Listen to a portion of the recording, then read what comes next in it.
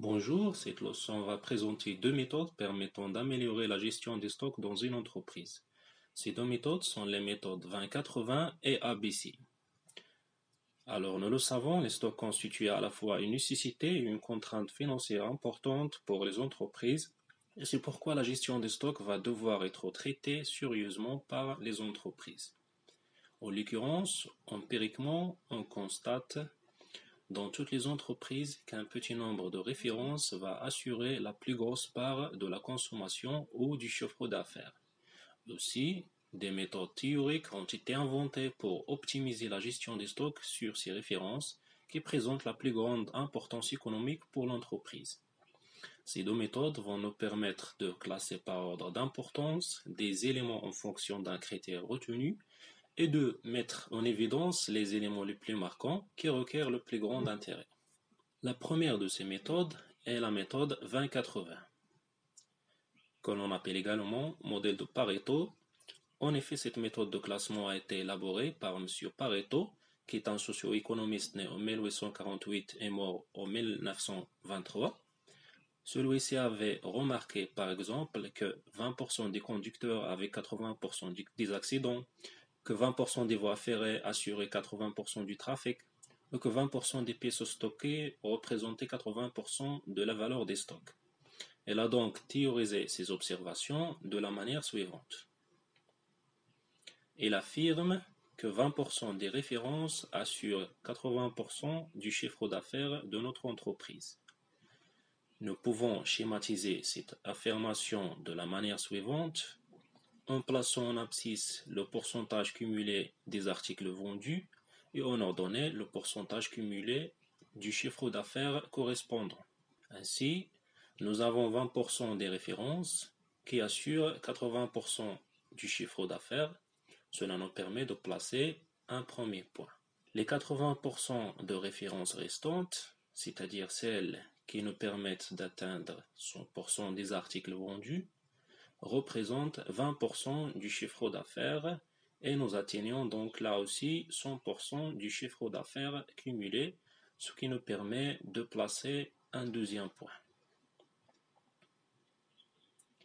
Conclusion de cette théorie, c'est qu'il convient de concentrer la gestion des stocks sur les 20% de références qui assurent 80% du chiffre d'affaires. En effet, ces références représentent une petite partie des articles vendus, mais assurent pourtant la plus grande partie de nos ventes. De la même manière, une autre méthode appelée la méthode ABC permet de classer nos produits, cette fois-ci, en trois groupes. Cette méthode s'énonce de la manière suivante. 10% des produits assurent 60% du chiffre d'affaires, 40% des produits assurent 30% du chiffre d'affaires et 50% des produits assurent 10% du chiffre d'affaires. Nous pouvons, de la même manière que précédemment, représenter cette théorie sur un graphique. 10% des produits assurent 60% du chiffre d'affaires. Si l'on ajoute les 40% de produits suivants, nous atteignons alors 50% de produits. Si 50% de produits assurent 60% plus 30%, c'est-à-dire 90% du chiffre d'affaires.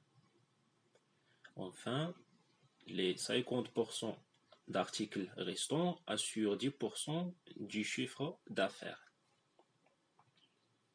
Selon cette méthode, il convient de concentrer nos efforts de gestion sur le premier groupe de produits, puisque celui-ci représente une infime partie des articles vendus, mais portant plus de la moitié de notre chiffre d'affaires.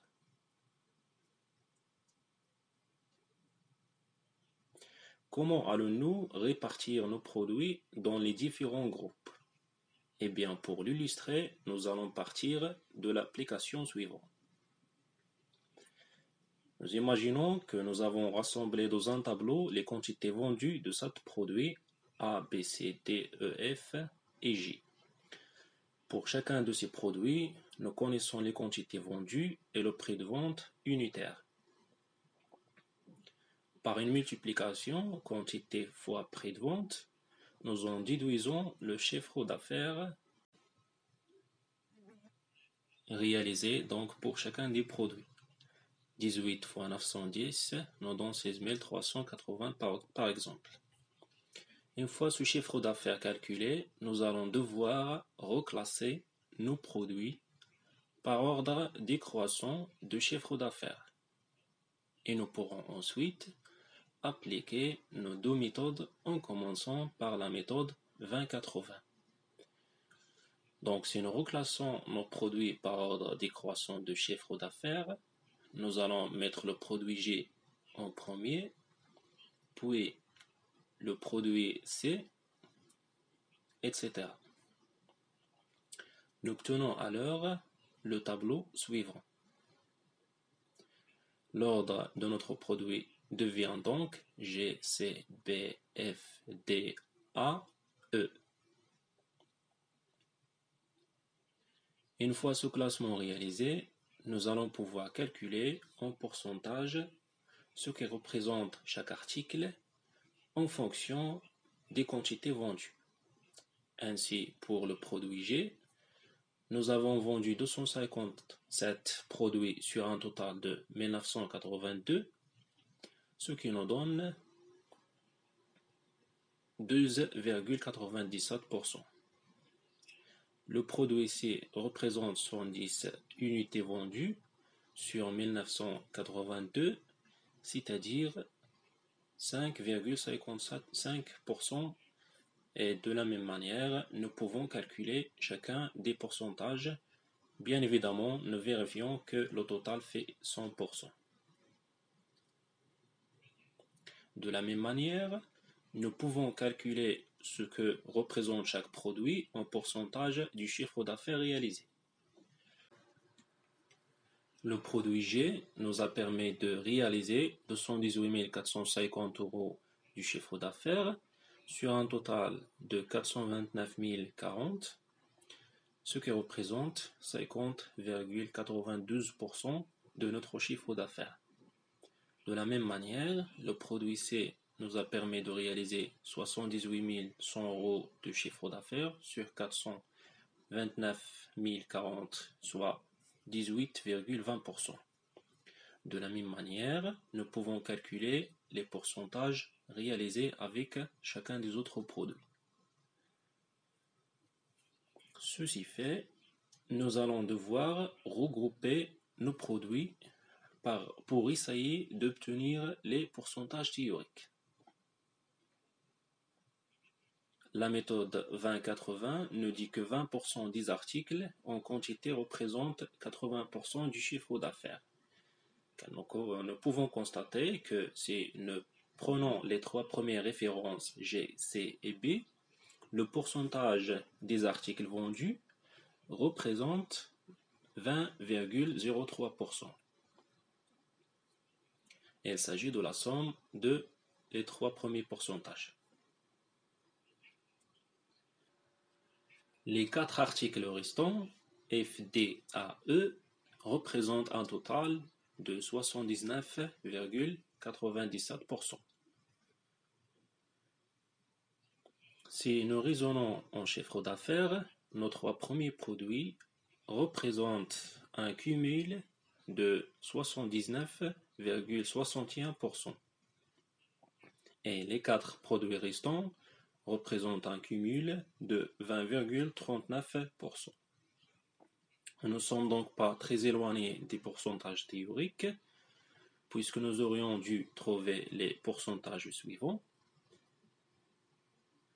Par conséquent, nous sommes très près de la théorie du modèle de Pareto. Nous pouvons donc considérer que les trois premiers produits représenteront le premier groupe et les quatre derniers produits représenteront le deuxième groupe. Par conséquent, il conviendrait d'apporter un œil particulier à la gestion des stocks des références G, C et B, qui ne représentent que 20% de nos ventes en quantité, mais près de 80% de notre chiffre d'affaires. De la même manière, nous pouvons subdiviser cet produit en 3 groupes en appliquant la méthode ABC. Pour ce faire, nous procédons de la manière suivante. Nous commençons par trier nos références par ordre décroissant de chiffre d'affaires. Nous pouvons recalculer le pourcentage des articles vendus. Donc, en l'occurrence, nous trouvons les mêmes pourcentages que précédemment. Et en pourcentage du chiffre d'affaires réalisé, nous retrouvons également les mêmes pourcentages.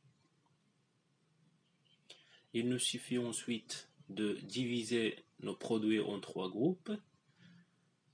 Si l'on prend la référence G, eh bien, elle représente 12,97% des articles vendus et 50,92% du chiffre d'affaires réalisé, ce qui la rapproche des pourcentages théoriques de 10 et 60%. Elle constituera par conséquent notre premier groupe. Si nous prenons les deux références suivantes, C et B, elles représentent 7,06% des articles vendus, mais 28,69% du chiffre d'affaires réalisé. Nous pouvons considérer que ces deux références constitueront notre deuxième groupe dans la mesure où nous avons ici un pourcentage cumulé du chiffre d'affaires proche du pourcentage théorique. Et enfin, il nous restera les 4 dernières références qui représentent 79,97% des articles vendus, mais 20,39% du chiffre d'affaires. Et donc ces 4 références constitueront notre dernier groupe.